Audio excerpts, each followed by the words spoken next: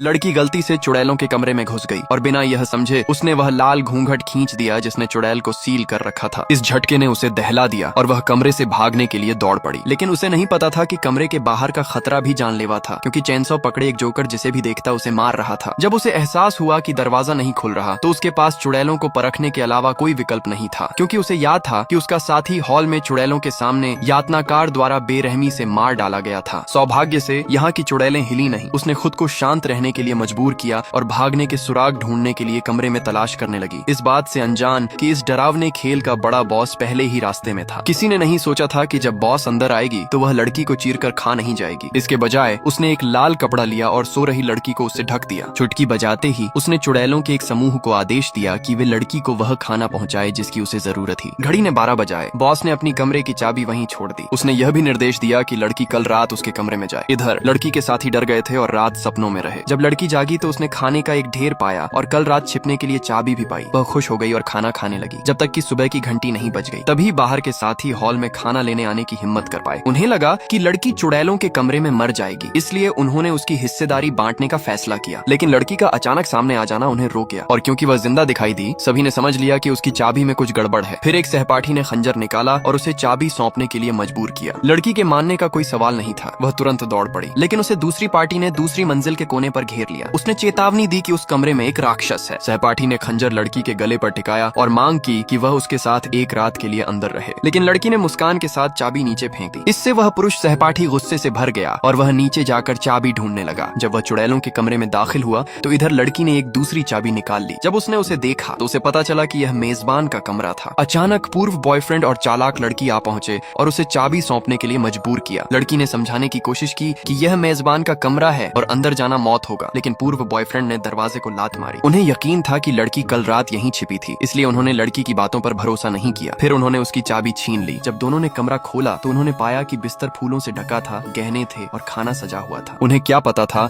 कि यह सब मेजबान ने अपने पिछले जन्म की प्रेमिका के लिए तैयार किया था। उसने आज रात लड़की की पिछली जिंदगी की यादें लौटाने की योजना बनाई थी, लेकिन उन दोनों ने लड़की को बांध दिया और एक कोने में फेंक दिया। फिर उन्होंने उस मिलन भोज को खाने पर टूट पड़े जिसे बॉस ने अपनी प्रेमिका से सुलह करने के लिए तैयार किया था। उन्होंने शादी के बिस्तर को अस्त व्यस्त कर दिया। चालाक लड़की ने बॉस द्वारा तैयार किए गए तोहफे के गहने भी उठा लिए, इस बात से अनजान कि बॉस आने ही वाली थी। सिर्फ लड़की ने गलियारे में कदमों की आहट सुनी। उसने दोनों से उसे छोड़ देने और भागने की भीख मांगी, लेकिन पूर्व बॉयफ्रेंड को गुस्सा आया कि वह उसका पल खराब कर रही है। उसने लड़की को बिस्तर के कोने की ओर धक्का दिया और उसे बेहोश कर दिया, और उसी पल बड़ा बॉस अंदर आ गया। ये देखकर कि उसकी प्रेमिका से मिलन के लिए तैयार किया गया भोज उन दोनों ने बर्बाद कर दिया था, और यह कि उसकी प्रेमिका जिंदा है या मर चुकी है ये पता नहीं था। उसका गुस्सा बेकाबू होकर उमड़ पड़ा।